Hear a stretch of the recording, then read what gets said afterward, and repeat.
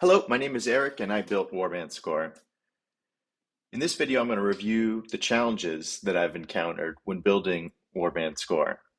And the challenges usually stem from how Warband Score seeks to unify the display of raid and dungeon information across characters, seasons, expansions.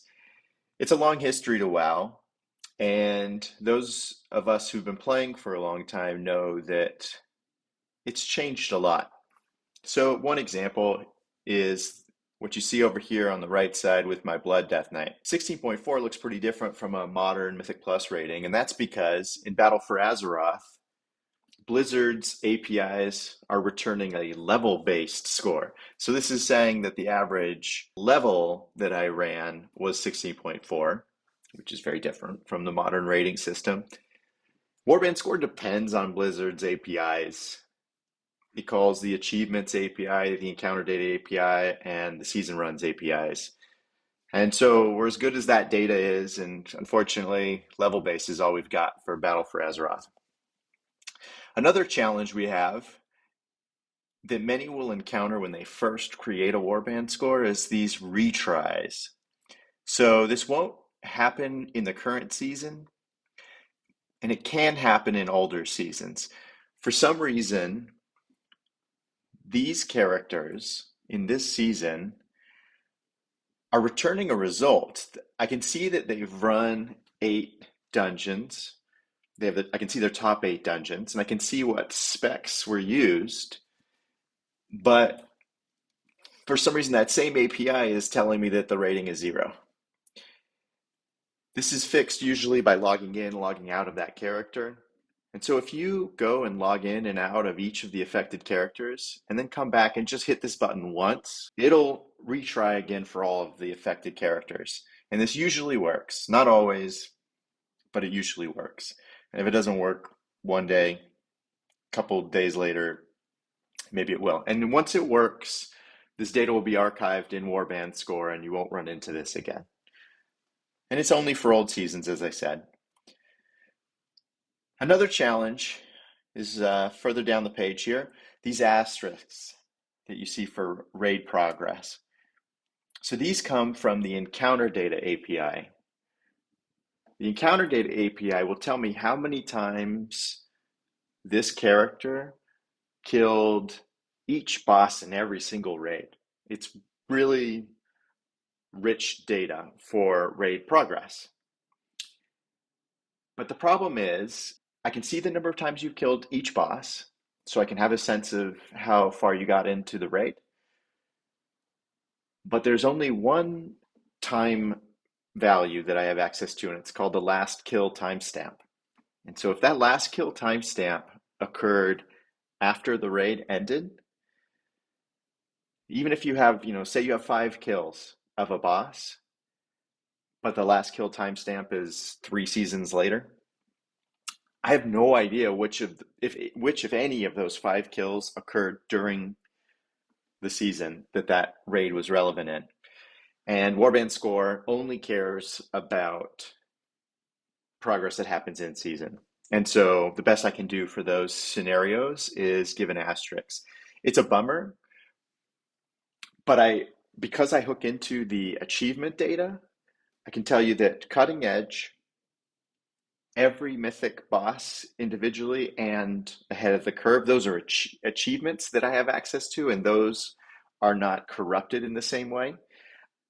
So at least with mythic progress and full heroic clears, I've got a separate source of truth that won't be messed up by going in and trying to transmog farm 7 seasons later.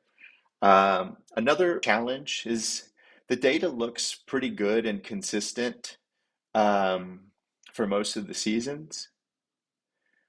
But here, when you encounter the Awakened season, and here for the Fated season, they're collapsed. Why are they collapsed? Well, it's those of us who played during those seasons, we know that those raids were different, right? It was bringing back all of the previous raids and letting you run them again, and they were significantly nerfed. And I didn't want to count those as ahead of the curves or cutting edges up top, so they're essentially filtered out. I ignore those seasons. More inconsistencies as you scroll back in time. So here we get to Battle for Azeroth, and you can see the level-based scoring. And then we get to Legion, where there is no Mythic Plus, which is strange, probably for some of you, because we all know that Mythic Plus started in Legion. However, once again, I'm subject to the Blizzard Mythic Plus APIs, and I'll tell you that Season 1 is this one. Season 1 is the first season of Battle for Azeroth. According to those APIs, they don't have any data for older than that. So I can just show raid data for Legion, and I can show raid data for Warlords of Draenor. And then we get to Mists of Pandaria, and again, you see a difference here.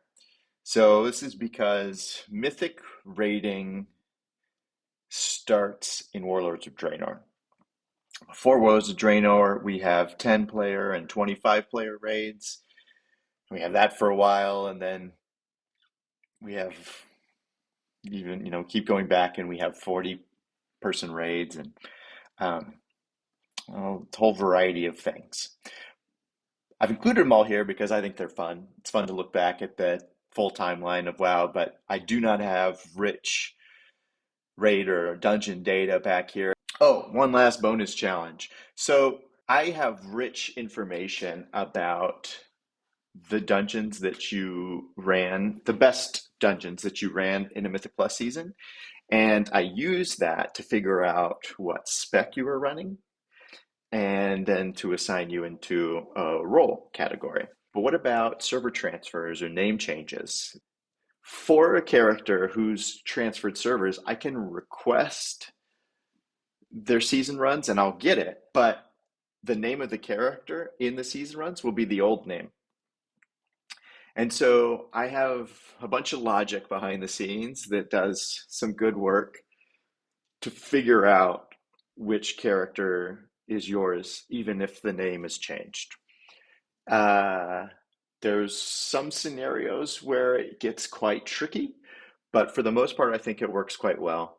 And so I guess that's another challenge, but you don't have to worry about that one. The logic is pretty good in here. Okay, those are the challenges. Thank you so much for watching, and thank you for your interest in Warband Score. Create your own Warband Score. Connect on Discord.